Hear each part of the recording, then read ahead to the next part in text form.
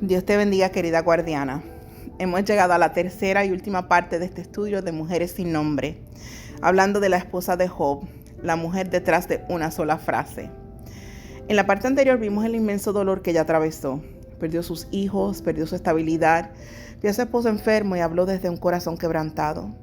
También vimos que Job corrigió sus palabras, pero no la abandonó. Hoy vamos a mirar esta historia desde la gracia, desde el carácter de Cristo y desde la esperanza de la restauración. Aquí yo me hice otra pregunta. ¿Cómo había tratado Jesús a la esposa de Job? Y yo quiero ser muy cuidadosa con lo que voy a decir. La Biblia no registra un encuentro entre Jesús y la esposa de Job, porque ella vivió muchos siglos antes de Cristo. Por lo tanto, no podemos afirmar como doctrina lo que Jesús habría dicho palabra por palabra. Sin embargo, sí podemos mirar el carácter de Cristo revelado en los evangelios y preguntarnos cómo trataba Él a las personas quebrantadas. Jesús nunca minimizó el pecado, pero tampoco ignoró el dolor. Cuando encontró a la mujer samaritana, vio mucho más que sus 5 relaciones. Vio una mujer sedienta espiritualmente. Cuando llevaron ante él a la mujer sorprendida en adulterio, no aprobó su pecado, pero tampoco permitió que fuera destruida por la condenación. Le dijo: ni yo te condeno, vete y no peques más. Vamos a observar el equilibrio de Jesús. Primero, gracia y después transformación. Con Pedro ocurrió algo parecido. Pedro negó al Señor 3 veces. Sin embargo, después de la resurrección, Jesús no comenzó recordándole su fracaso. Le preguntó 3 veces: ¿me amas? No para avergonzarlo, sino para restaurarlo. Y cuando David cayó en adulterio y asesinato, Dios disciplinó su pecado. Pero cuando David se arrepintió sinceramente, encontró misericordia. El Salmo 51 nos muestra el corazón de un hombre quebrantado que fue restaurado por la gracia de Dios. Ese es el carácter de nuestro Señor. Él corrige, pero también restaura. Qué diferente sería el cuerpo de Cristo si nosotros aprendiéramos a parecernos más a Jesús. Muchas veces somos rápidos para recordar el error de alguien, pero Jesús era rápido para extender misericordia al corazón arrepentido. Santiago 2:13 nos recuerda: la misericordia triunfa sobre el juicio. Como mujeres cristianas debemos ser conocidas más por nuestra compasión que por nuestra crítica. El libro de Job no termina en el capítulo 2, y gracias a Dios por eso, porque Dios siempre sigue escribiendo la historia. En Job 42:10 leemos: y quitó Jehová la aflicción de Job cuando él hubo orado por sus amigos, y aumentó al doble todas las cosas que habían sido de Job. Vamos a observar algo muy importante. Cuando Dios restauró a Job, también restauró a su esposa, porque las riquezas eran del hogar, la alegría era del hogar, la familia era del hogar. En Job 42:13 leemos: y tuvo 7 hijos y 3 hijas. Aquí quiero hacer una observación con mucho respeto hacia las escrituras. La Biblia no afirma de manera explícita que Job tuviera una segunda esposa. Simplemente dice: y tuvo 7 hijos y 3 hijas.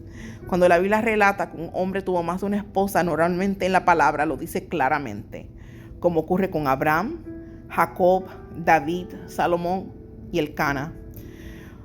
Por eso, aunque no podemos afirmarlo como doctrina, el relato da a entender que Job continuó con la misma esposa y que juntos experimentaron la restauración que Dios les concedió. Esto significaría que aquella madre volvió a abrazar bebés, volvió a escuchar risas, volvió a cantar canciones de cuna, volvió a tener esperanza. Pero quiero hacer otra observación muy importante. Los 10 hijos que murieron nunca fueron reemplazados. Ningún hijo reemplaza a otro. Dios no borró el dolor. Dios no hizo que olvidaran. Lo que hizo fue escribir un nuevo capítulo sin negar el anterior. Y esa también es nuestra esperanza.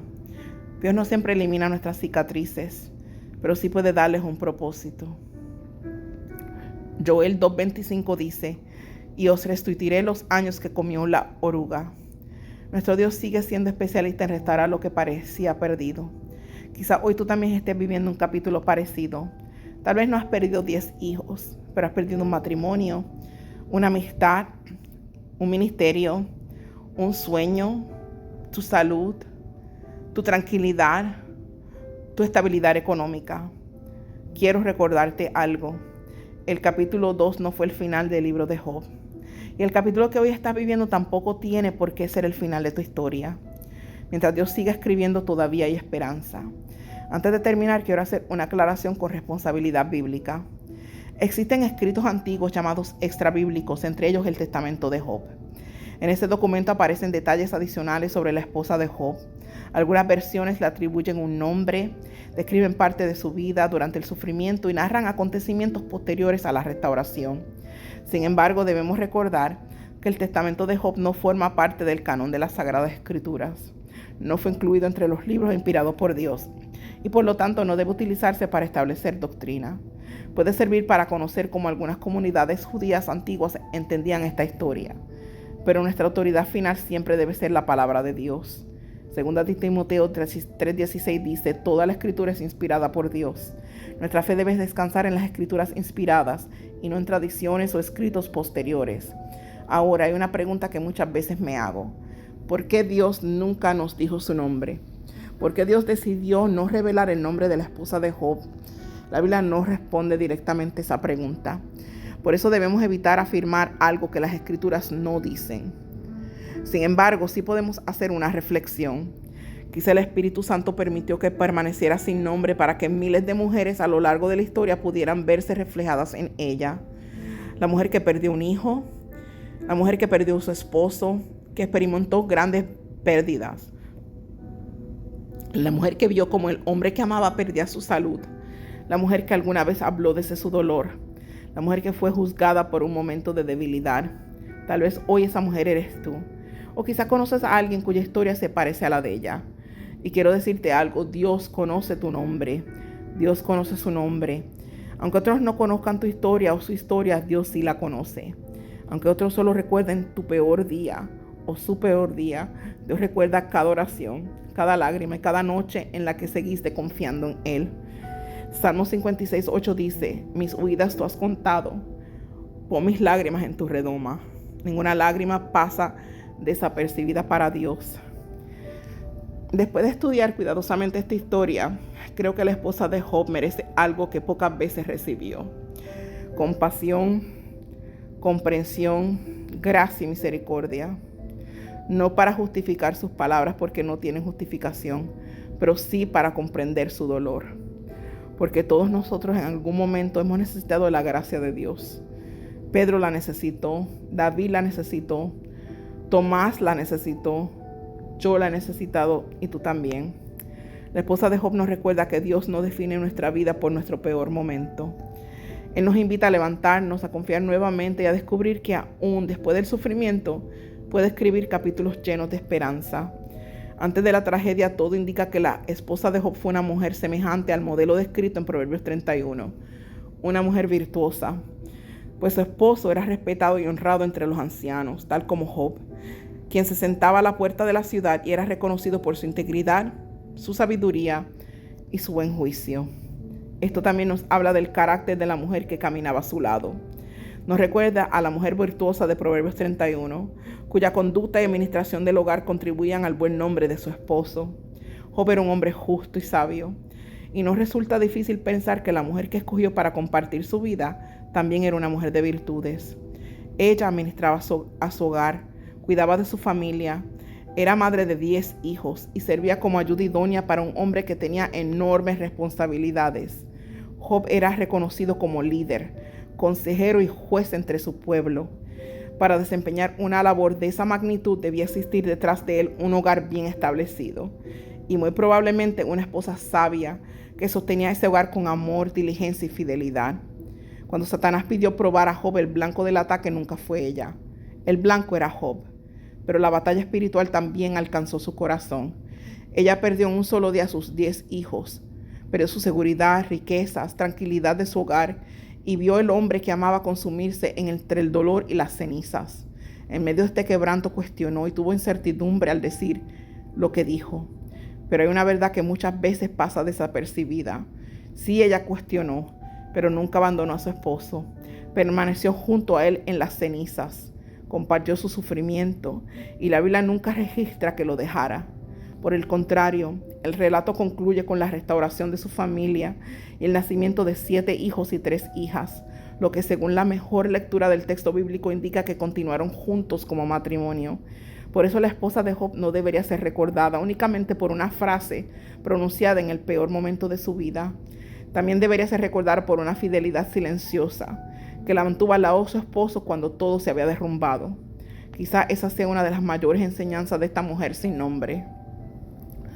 Una mujer puede vacilar en medio del dolor, puede hacer preguntas difíciles, puede expresar su desesperación y aún así permanecer fiel a los compromisos que hizo delante de Dios.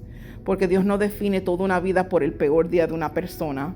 Él también ve la perseverancia, el amor, la fidelidad y la gracia que sostiene a quienes siguen caminando aún con el corazón roto.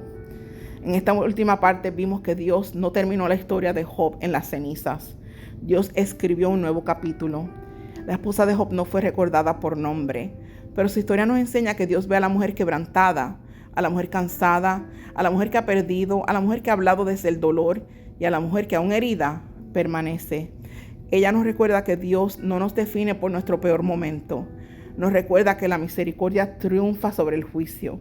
Y nos recuerda que mientras Dios siga escribiendo nuestra historia, todavía hay esperanza. Padre amado, gracias por la vida de esta mujer sin nombre. Gracias porque ella nos recuerda que tú ves mucho más allá de las palabras y miras nuestro corazón. Yo te doy gracias porque conoces nuestras heridas, nuestras pérdidas y nuestros silencios. Te pido perdón y que nos perdones cuando hemos juzgado a otros sin comprender su dolor. Danos un corazón semejante al de Cristo, lleno de verdad, pero también de gracia, de compasión y misericordia.